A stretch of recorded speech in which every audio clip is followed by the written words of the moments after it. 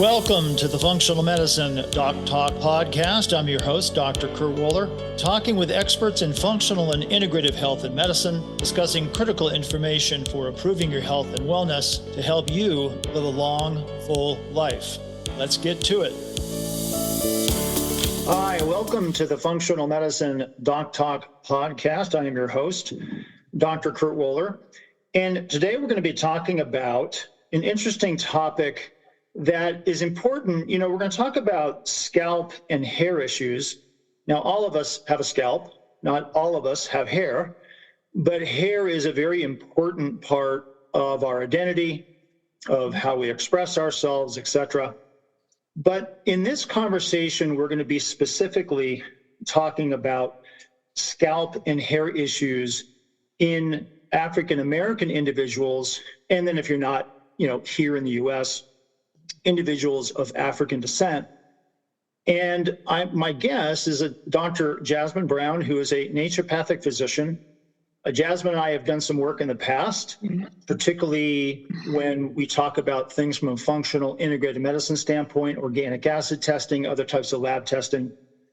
But I wanted to have Dr. Brown on an interview on this podcast to talk about this topic because although I don't have a lot of experience in my personal practice in this particular area, I have had a few experiences with some people over the years where scalp and hair issues were problematic.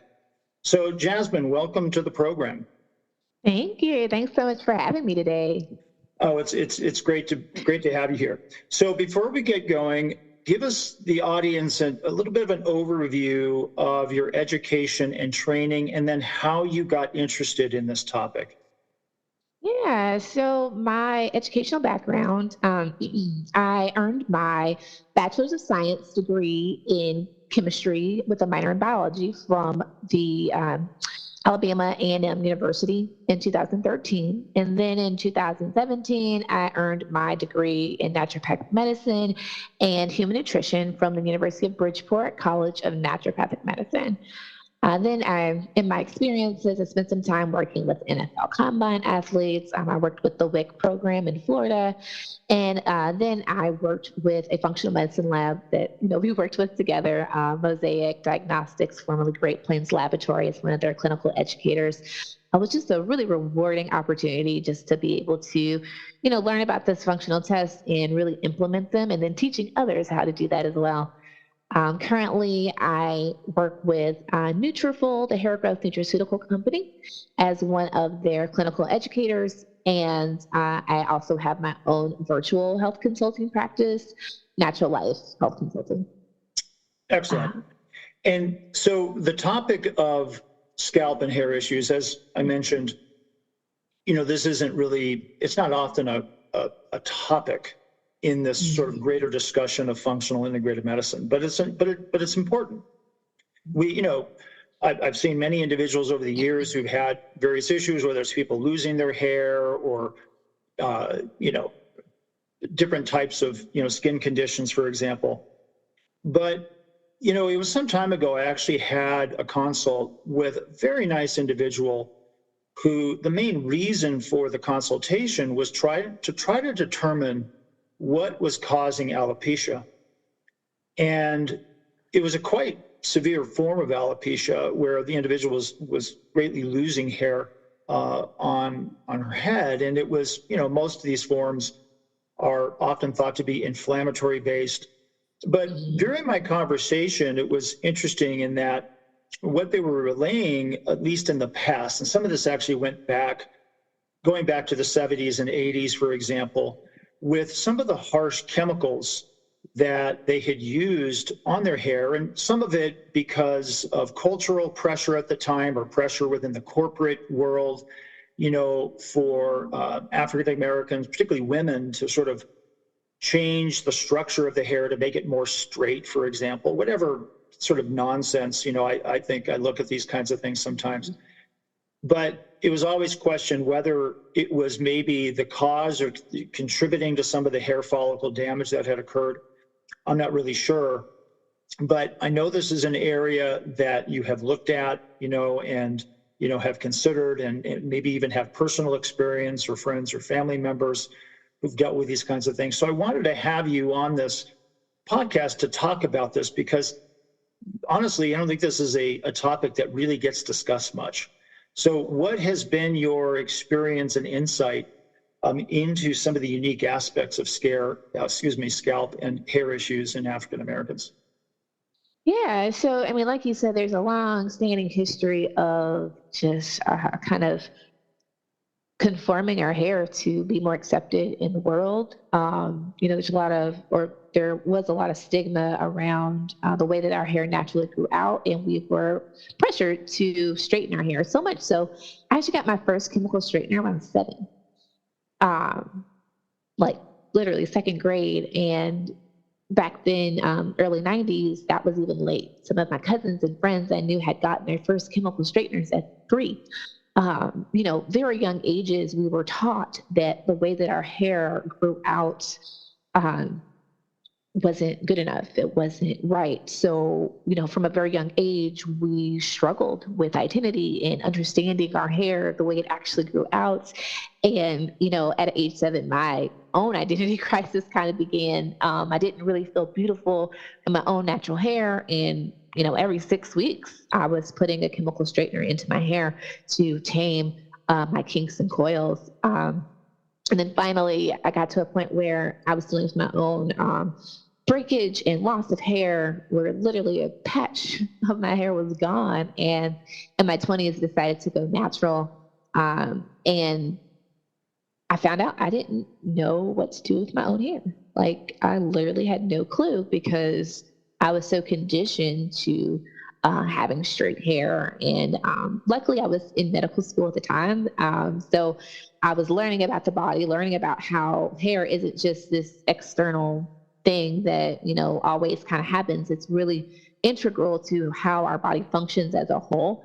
And, through my own struggles, I kind of figured out what makes our hair tick, and how we can support those internal systems to help our hair to grow. And then recently, actually, 2 years ago, when my son was born, at 8 weeks postpartum, we got COVID, me and my husband. And so I had COVID shedding and postpartum shedding. And then my baby had shedding. Like, he was almost bald. So hair, and because it's so linked to our identity, when we don't have it, it becomes a big source of self-consciousness, not feeling like we're good enough. And, it has a really big psychological effect on, how we see ourselves in the world and then how the world sees us. So, I really got interested in this because everyone should feel comfortable in the skin that they were born with, and also the hair that grows out of their head. So when you were a child, if we go back, I'm just curious, and was that pressure that was coming from outside the African American community, or was that something that was just being passed along, sort of internally within the community of this is what you do because of, obviously there was a narrative that was set, but then that narrative tends to get perpetuated over years and many decades. So was that what was happening when you were a child? Was that sort of narrative very pervasive? Yes, very. And it got to a point where, like, you remember, you said kind of like back in the 70s, that's when like bros were like, the way to style your hair, and then perms and chemical straighteners became the new norm. And it got to a point where we didn't even know how to deal with our own natural hair. Like, so even if our hair was being accepted at that point when I was a young child, we didn't know what to do with it. Like, there was no resources or education for us to manage our hair the way it naturally grew. So we didn't even go down that route. And straight hair is just easier to handle. And, with a young child, hey, let's make it as easy as possible. So I think by the time I came about, it was more that cultural norm that had developed within the African American culture from older set Right. kind of parameters that were put on us. So those chemicals you were using, Mhm. what generally are they tending to do? Is it permanently damaging the hair follicle? I wouldn't think it's going to be permanent in all circumstances. Yeah, so Yeah, go ahead. So the common chemical used in African American perms or chemical straighteners are sodium hydroxide and formaldehyde. And basically, what they do is they create a breakage of the disulfide bonds in the hair, causing it to straighten. And this is actually permanent. So Wow, once those bonds are broken, formaldehyde is used. Oh my gosh. Wow. yes, Okay. yes. And, just from so I haven't used a perm in 11 years. So 11 years natural. I'm super excited about that. But the formaldehyde now has been banned, but it's been replaced with formaldehyde releasing compounds. So things like glycolic acid, methylene glycol, they aren't formaldehyde themselves, but when heated or, when they get wet, so when they rinse the product out of your hair, it releases formaldehyde. So you're still being exposed to this chemical that is a potential carcinogen and it's mutagenic. So in all of those things that are breaking those disulfide bonds. Yes, that's the biggest, way that it's happening. Yeah, from a chemical standpoint, that's what they're going after. So, yeah, so interesting. So it's really a breakdown product of formaldehyde, but it's still a problem. So that's the hair, and you mentioned that the damage on the hair follicle is permanent in many regards. Is there other aspects of things that are damaging the scalp?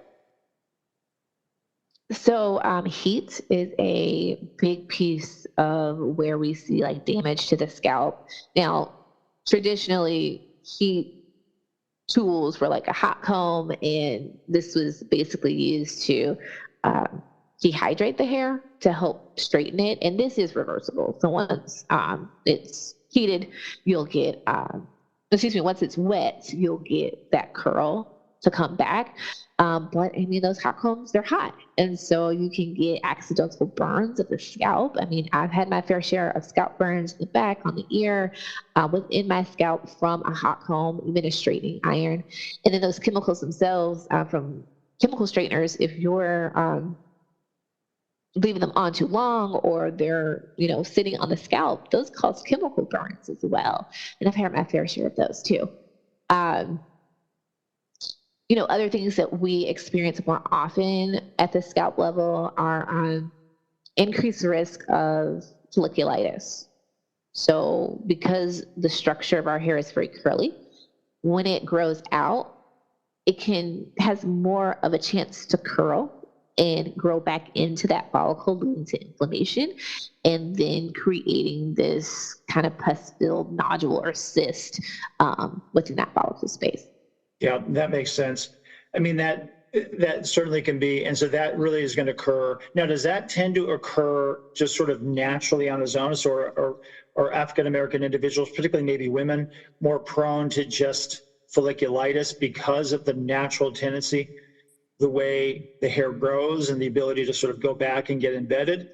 I can see where it would be accentuated by, chemicals or other techniques, but it sounds like that could even just be maybe just more of an increased risk of having that happen than somebody who naturally, whose hair grows more straight. Yeah, so it is definitely more so related to just the way that the hair grows, the shape of the follicle. So just because of the curliness of our hair, we are at increased risk there. So are there things that are typically done? Let's just talk about without altering, let's say, the structure of the hair, trying to straighten it. Let's just say just sort of, natural growth. So for yourself, right, your hair grows naturally curly. Uh-huh. So are there things that you need to do from a scalp hair follicle health standpoint? Are there certain chemicals in natural shampoos or whatever, are there certain shampoos that you need to avoid, or other things that you recommend be done just from a preventative standpoint to not even, let's just say, the folliculitis aspect? Yeah, so one thing that we want to remember about our follicles is that the shape is actually different than other races. So most follicles are round and symmetrical. Ours are kind of oval and asymmetrical. So this kind of flattens the hair strand itself, making it harder for sebum production through that type of elliptical or flattened follicle. Also, because it curls, the sebum traveling down the hair strand is harder to, be accomplished. So that leads us to be more prone to dryness. Um, we also can see, just because also the hair itself is, I want to say, the bonds of the hair and those protein bonds are weaker. So our ability to stay hydrated in our hair is decreased. So we want to be sure that we're avoiding things that are going to increase this risk of dryness at both the scalp and the hair strand itself. So compounds like sulfates, silicones, parabens, phthalates, mineral oils, and artificial fragrances, in my opinion, should be avoided in African American hair. This just increases the brittleness. This increases that dryness because a lot of these compounds are, one, removing the moisture, and then two, they're coating the hair strand, right? So if you're coating the hair strand, you're locking, but any moisture that you're trying to get back in can't get in. So it's not necessarily all involved with disulfide bond breakage or disruption. You're now getting into the other chemical constituents that get expressed, the sebum, for example. And that's fascinating about the shape of the hair follicle. So I can, we're just, from an anatomical standpoint, it's different. And so it expresses itself differently. So the dryness aspect, I can see where now certain hair products, for example, like you mentioned, sort of create a coating effect. So is that coating effect something that is affecting the hair itself, or is it actually getting embedded into the follicle? And so, and by the way, you mentioned that the follicle is different anatomically.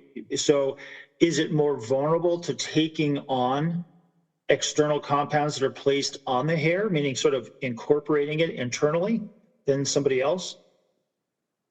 So the products can, not just affect the hair strand itself, but also the scalp. A lot of these things you're putting, especially like sulfate silicones or in shampoos, and you're, adding that to the scalp environment. Now, the anatomical shape doesn't necessarily increase our risk of like intaking these things, but it can clog them a little bit more because that shape is asymmetrical. So clogging of the pore, reducing that sebum expression can increase when we're using these types of ingredients. Wow, that's very interesting. So that's a great, I would venture to say the vast majority of people do not know that piece of information. I've never heard that, in all my years of practice and in medical school and whatever, that I don't know if you were taught that in naturopathic school, if that was just something you picked up on your own, over time. But clearly that message is not likely getting out there into any community. Probably even, where it really needs to get out there is in the African American community of how to, do these things to protect your scalp and hair. So with regards to some of these products, so we know the follicle is different, and we know that the hair tends to grow more curly, for example. Are there other aspects to the scalp in an African American or somebody of African descent? Because we're talking, this is going on beyond just people here in the United States, right? There's people all over the world. But are there other aspects to the scalp that are more vulnerable to problems than, let's say, in somebody of lighter skin, Caucasian individual, whoever, that is unique to the African descent, African American community? Yeah, so we're more susceptible to certain types of alopecia at that scalp level. So in an inflammatory scarring type of alopecia called CCCA, or central centrifugal sciatrical alopecia, this is seen more often in those of African descent, and it really what happens, it starts kind of at the, let's say, kind of like that vertex of the head, and then it spreads. And why it happens in African Americans more hasn't really been fleshed out, if you will, but we are seeing a higher prevalence in African Americans. We'll also see increased risk of things like traction alopecia. And this is more because of the hairstyles that we're, using. So braids or tight ponytails, protective styles, even like the one that I have in my hair currently. If your braider or your hairstylist is adding too much tension to the hairs, we can see these hairs physically and mechanically pulled out, but also this creates an inflammatory process at the follicle level that can lead to shedding and over time, irreversible loss of hair. So from a naturopathic medical standpoint, right, as a naturopath, so when you think of functions of systems in the body, so a lot of times when you start thinking about skin, we think about gut health, aspects of our food, things that trigger inflammation. So the alopecia component, the tension aspect is very interesting. You could see where that could just create tension, inflammation, that causes follicle destruction. We can certainly see where topical applications of things that are more caustic to the skin or to the follicle certainly would be problematic. And that would probably be the same case for pretty much anybody who's using these types of things continuously. And, and admittingly, I'm assuming, and you can correct me, that this is probably much more of a problem for women than for men, because you're going to have women who are tending to use more of these hair products than most guys are. I mean, a lot of guys just, a bar of soap and they're good to go, right? Right. So, but I want to have you put your naturopathic physician hat on, okay? Yeah. And I know you're really into chemistry, which I love too. So what is your experience, maybe some things that you've come across, your own research, or just your training in when you think about alopecia is more than just something that's happening locally at the follicle? What do you think else might be going on that could be contributing? Yeah, so oftentimes, the way I think about the skin and the hair, again, is starting in the gut. So oftentimes we're going to see a disrupted microbiome, which not only is going to lead to like decreased absorption and breakdown of nutrients from our food, it's also going to lead to an inflammatory process. If that gut lining is permeable, we're allowing, different compounds through, like foods that we're now having an inflammatory reaction to. We're also going to see stress cause a major shift in the way that the hair can grow. So something or another condition that we're more prone to is called short anagen syndrome. And that's where we spend less time in that growth phase of hair growth cycle.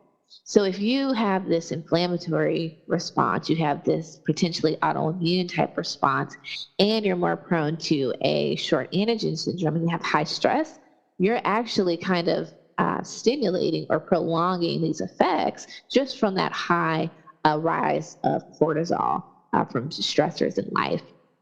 We'll also see toxic burden. I've seen countless cases. One great thing about working with a functional medicine lab, you see a lot of different cases come through, but I've seen many people with alopecia have exposures to different heavy metals and chemicals and biotoxins that are disrupting the way that the immune system functions and creating that autoimmune type attack on the follicle. Now, are there certain types of chemical compounds that you've looked at that are more potentially damaging to a hair follicle? Because you mentioned, phthalates, for example, or artificial colors. But as a group, are there other types of compounds that either people in general are exposed to that puts their follicles at risk? Or maybe we know within the African American community, there are certain types of hair products that have been used, obviously, to try to create straightening.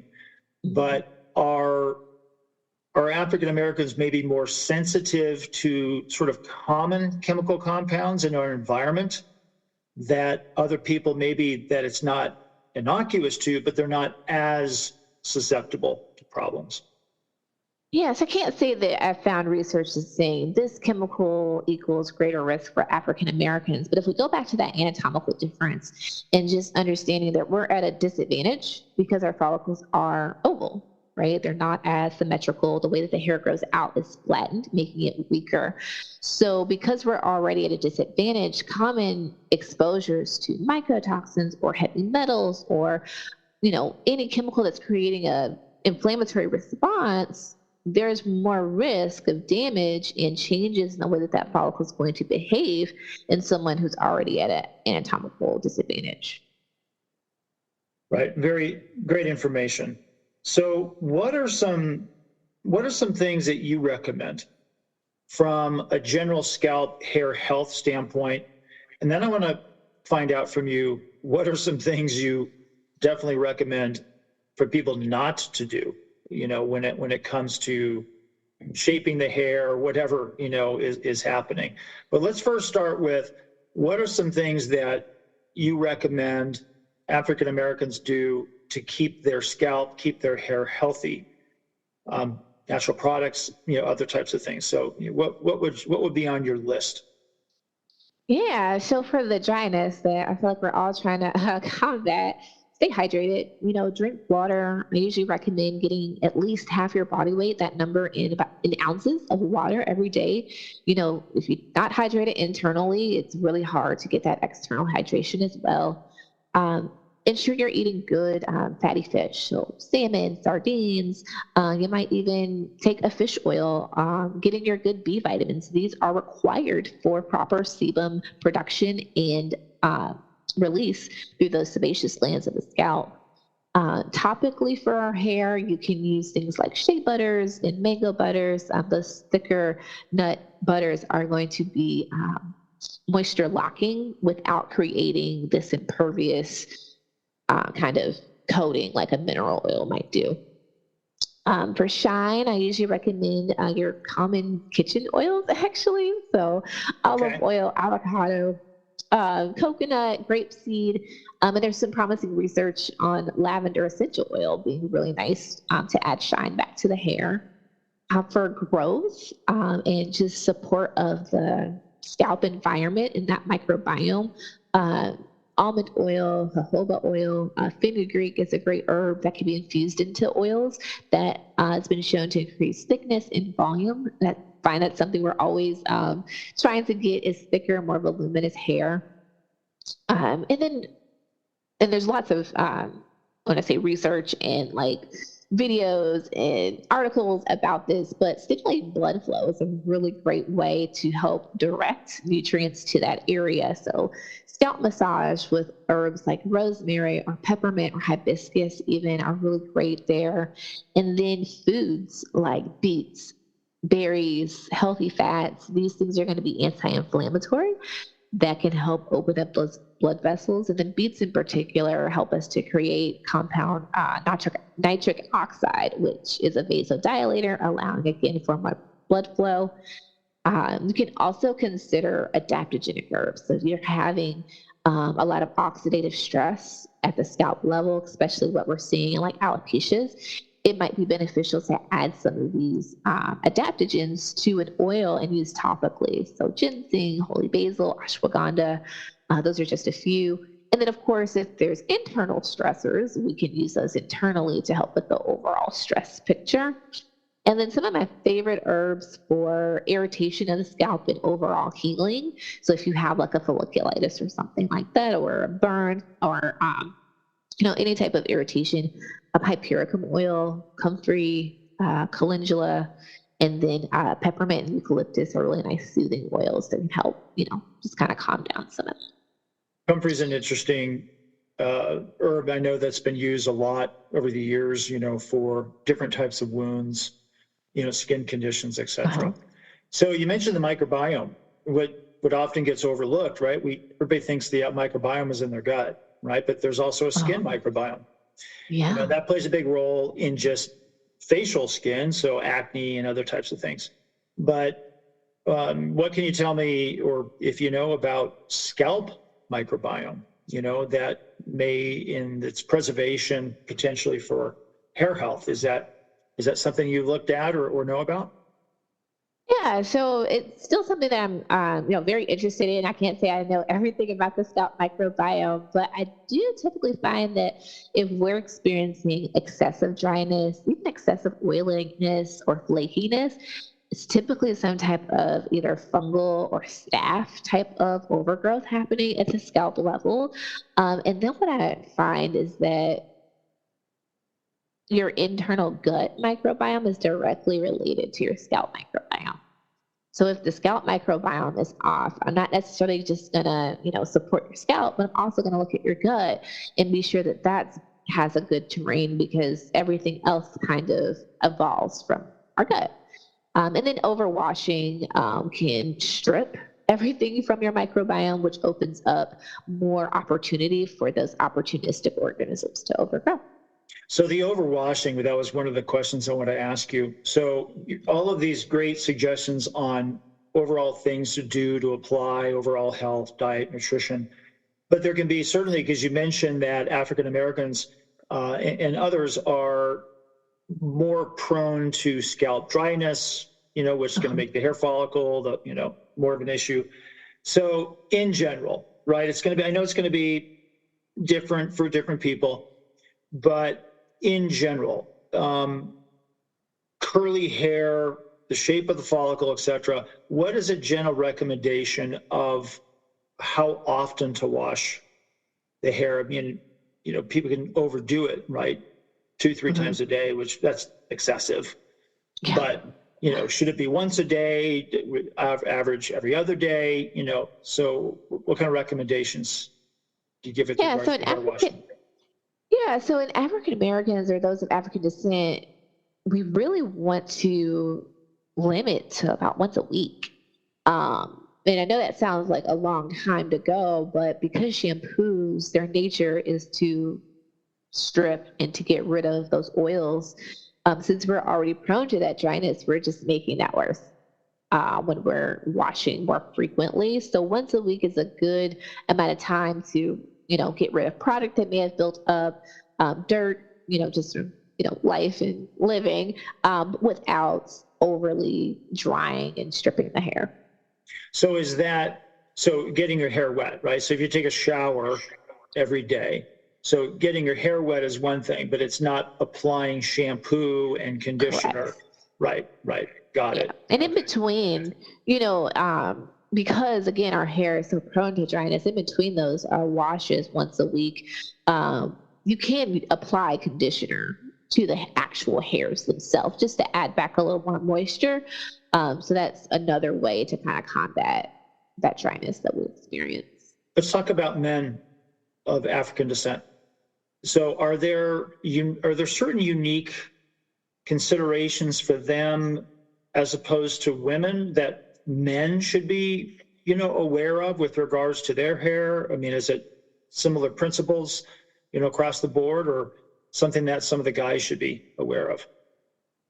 So the principles are similar, which is nice. But I do find because men are typically cutting their hair low or they're shaving, they're more prone to developing that perifolliculitis because, again, how the hair grows out.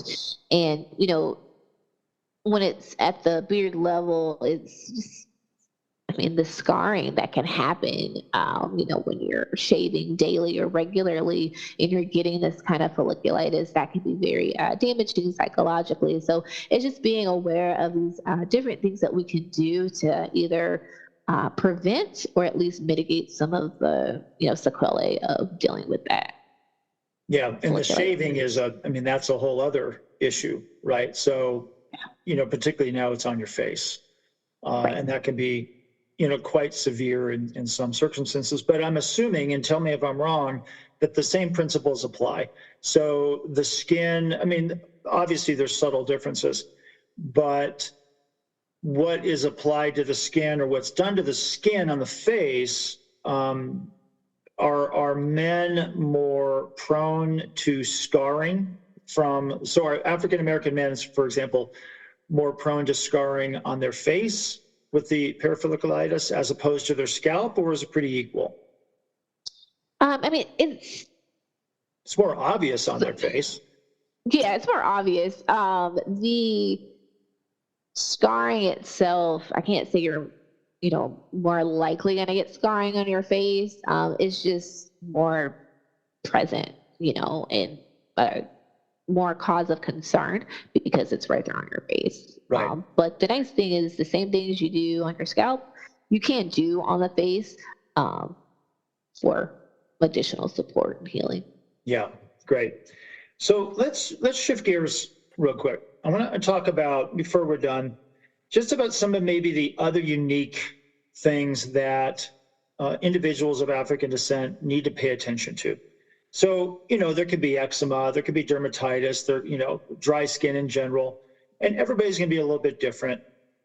But again, I'm assuming that because the hair follicle is different on the scalp, so there is more tendency to dryness, that is something that individuals might be more susceptible to skin dryness, across the rest of their body. So is that true? Does that apply typically for individuals of African descent to have just systemic skin dryness because of the follicular shape and the way sebum is produced? Or is it mostly just on the scalp? It's mostly just on the scalp. I find that like dryness and, like eczema and dermatitis, I find those things are usually due to other lifestyle factors and not necessarily, the shape of the follicle or the skin itself. Okay. What about skin cancers? Now, that's a big topic. We can always have you back and really kind of get more into that sometime later, but in general, right? So we, in the world today, from a dermatological standpoint, get periodic skin checks. There's a lot of emphasis on skin cancer, particularly melanoma, but of course we have basal cell, squamous cell carcinomas, types of things that can be problematic too. But a lot of emphasis is placed on people of lighter skin color, right? Because they're more susceptible to sunlight exposure. We know we need sunlight for natural vitamin D exposure, and there's a lot of other benefits too that this natural sun has, but too much could be problematic, particularly over a long period of time. Right. So, and again, I don't hear a lot, and there may be emphasized, I'm just not, paying attention to all the information, but there's certainly a lot of emphasis, and most people know, well, if you're light skin, you're more susceptible to certain types of skin cancers. But people of darker skin are not completely immune. So what's been your experience of African Americans and others of African descent as far as what they should be aware of when it comes to certain types of skin cancers? Yeah, so the biggest thing we should be aware of, we're highly susceptible to squamous cell carcinoma. It actually comprises about 30 to 65% of all skin cancers among dark-skinned individuals, versus like 15 to 25% of white individuals. We're not as susceptible to melanoma, but we're still not, impervious to it. And getting your skin checked regularly, annually at least by a dermatologist is important because some of these cancers are growing in areas that aren't even, getting exposed to sunlight.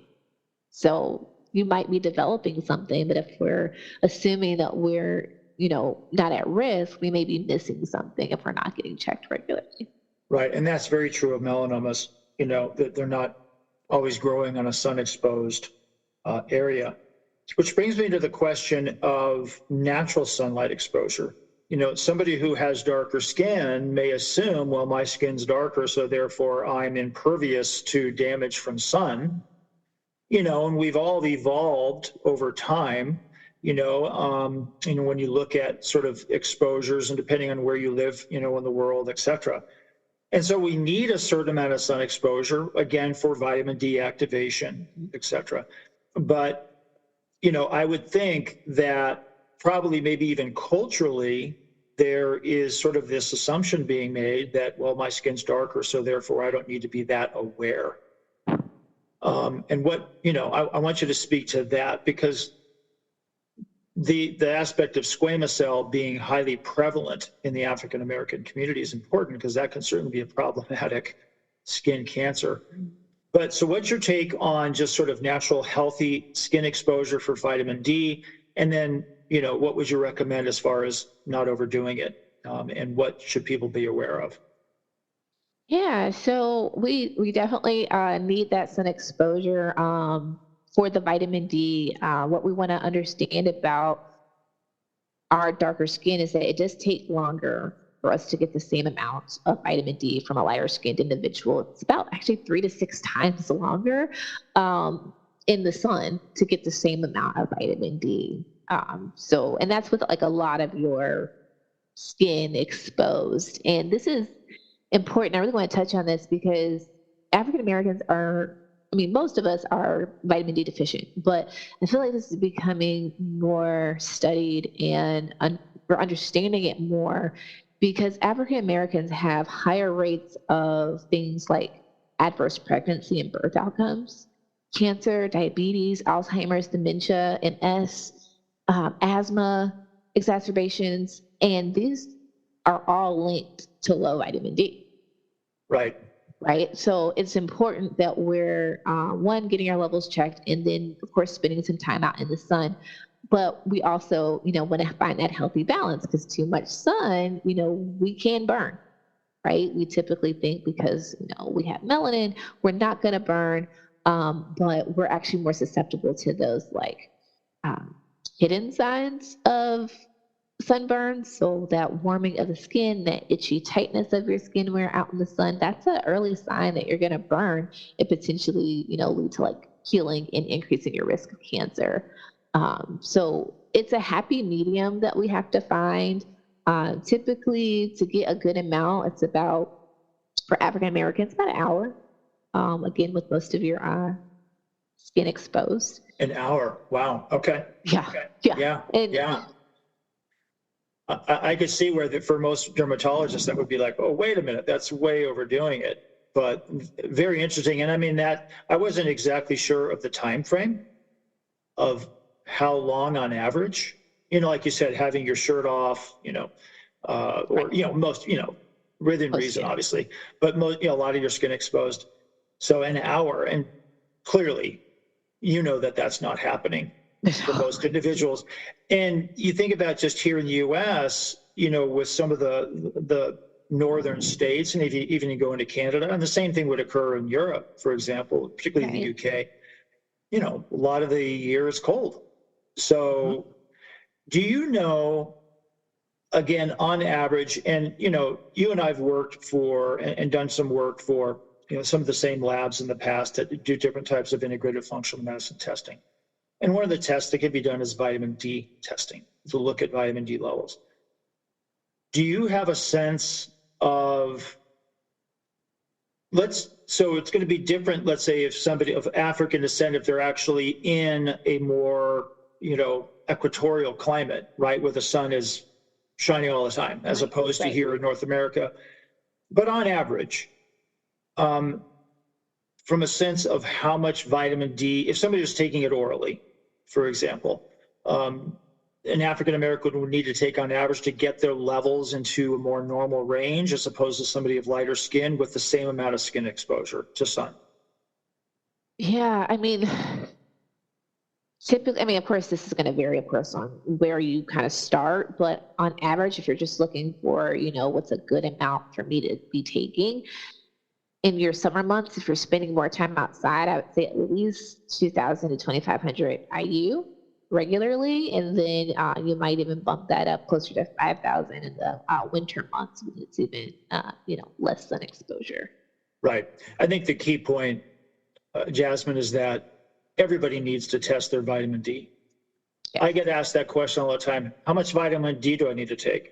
Like, well, you need to find out what your levels are. It really depends on your body. It's not, everybody's a little bit different. It's really a range. But one of the things that's absolutely true, and it really, it almost doesn't matter what skin color you are. Most people are vitamin D deficient. Where I live, it's pretty much assumed everybody's a bit vitamin D deficient. We're just not getting enough natural sunlight exposure. But even, I've lived in places in the country where it's sunny all the time and people are still vitamin D deficient because they have clothes on or they spend all their time in the house. They're not outside anymore. They're not gardening. They're, whatever it is, So any final comments, final recommendations, just sort of just to sum this up that you maybe want to, give people, and then we'll talk about how people can access your information. Yeah, so just in my research, in my experience as a doctor, as a woman of color, our hair, our skin are big parts of our identity, and really understanding not just those topical reasons why we're not seeing what we want to see, but understanding what's going on inside of our body is such an important aspect to hair growth, because everything on our outside originally comes from within. So, let's not be afraid of what's going on inside. Let's not turn away from it, but really embrace it so that we can see that, smooth, healthy skin and that thick, flowing, voluminous hair that we're looking for. Which is, what's happening in the inside gets expressed on the outside. I mean, that is the core of your training. Right? When you think about naturopathic medicine and what you're taught from day one is to understand that relationship of the systems approach in the body. They're not independent. Everything is unified. But at the core, diet, a healthy lifestyle, exercise, positive thoughts, a healthy lifestyle is not only expressed internally with regards to our overall health, but it's also expressed externally. Our skin, our hair, everything else. And so one last question. Are things shifting, or have they shifted for the positive, that within the African-American community, or, just again, African descent individuals, whether in Canada, the UK, Europe, wherever, is the narrative shifting where there is a movement away from so many caustic chemicals on the scalp and the hair, and hey, we have to straighten our hair, and just moving towards this thing of this is naturally the way we are, and this is how we're supposed to express ourselves? Has that narrative shifted?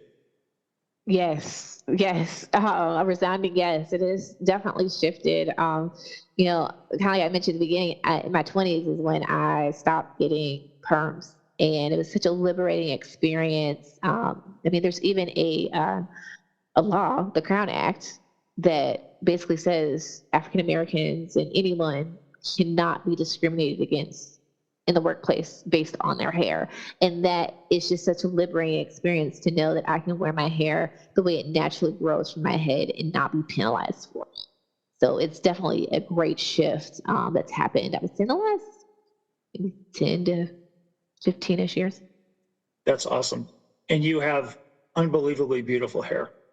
So the photos you sent over are really, really beautiful. So I'm really happy to hear that, because when that individual told me that story, I'm like, oh my gosh. I know there's a lot of societal pressures on various communities and, in various ways, but I guess in part I was surprised, but not surprised, just that existed, type of thing. And I'm super happy to hear that that's shifting away from that, just from it's healthy overall in so many different levels. So Jasmyne, how can people find your information? Yeah, so you can visit me at my website, drjasmyne.com. That's Jasmine with a Y instead of an I.